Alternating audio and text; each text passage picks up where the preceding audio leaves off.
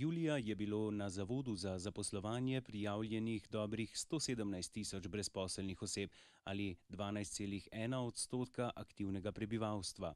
Med brezposelnimi so le redko osebe s poklicem orodjarja oziroma oblikovalca kovin, saj ti po končanem 3-letnem izobraževanju nimajo težav z iskanjem zaposlitve.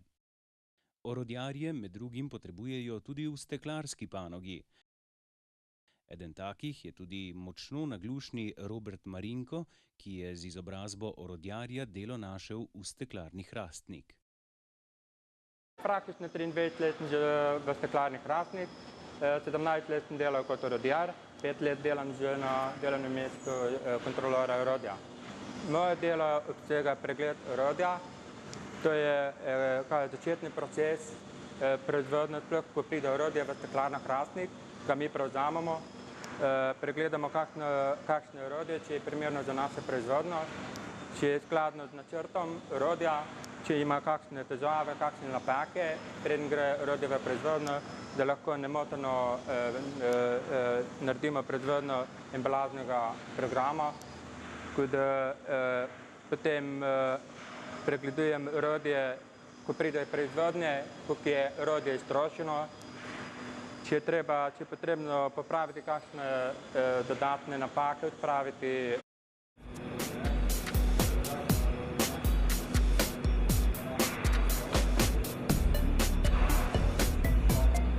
Poklic orodjarja v steklarni Hrastnik, to je nekako specifičen poklic za vzdrževanje, pripravo in izdelavo orodja za steklene izdelke, v našem primeru za steklenice. Bistvo, kar se zahteva pri tem poklicu, je ročna spretnost. Vsak artikel spremlja neki dokument, kjer je zapisano, kaj je na orodju potrebno popraviti, kaj treba narediti, na kaj treba paziti in vse ključne mere. Tako da je poklic vsekakor primeren za vse, bom rekel, za vse osebe, razen tisti, ki imajo gibalne ovire, tisti.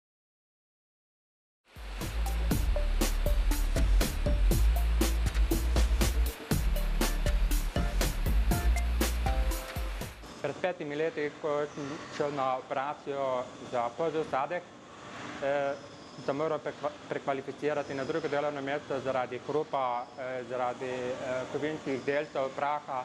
Če prideš pa na novo delovno mesto, spoznaš nove delovne pogoje, kako to delo opravlja in to je normalno, da te je malo strah, ampak sem se takoj navadil na tako delovno mesto. Se pravi, v delavnici ni nobenih težav, kar se tiče če greš izven delavnice, je malo tisti hrup, je malo težava. Malo težava imam recimo s komunikacijo preko telefonu, pa moj sodelavec prevzame tiste telefonske klice, pa to ostalo pa ne. Če je pa potrebno kaj, pa mi sodelavec pove, kaj treba, kaj določene stvari narediti, pa pomagati,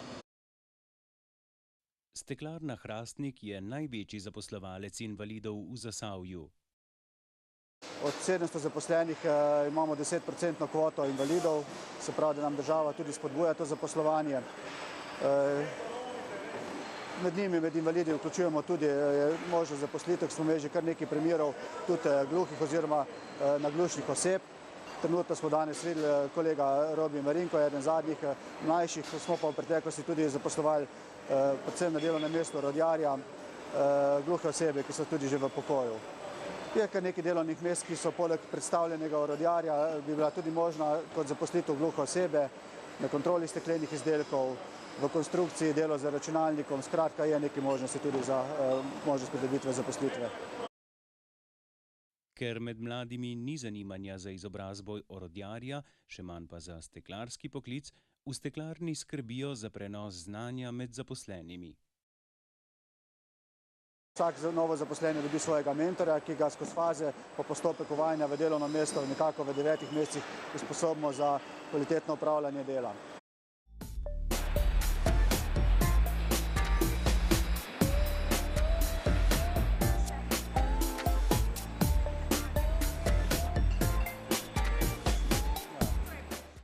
Čeprav so v steklarni pogoji dela težki, Robert ne razmišlja o drugi službi.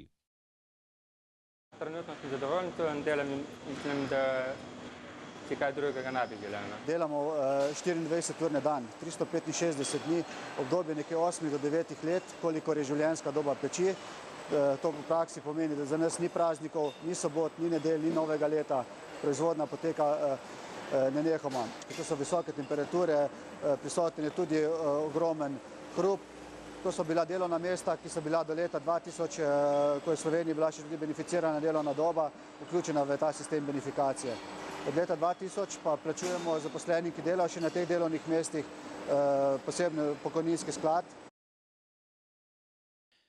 Če ste brezposelni s končano osnovno ali poklicno šolo in imate poleg dobrega vida tudi smisel za delo z rokami, ob vsem tem pa nimate težav s triizmenskim delom v proizvodnji, pošljite svoj življenjepis v kadrovsko službo Steklarne Hrastnik in morda postanete del steklarske tradicije, ki traja že od leta 1860.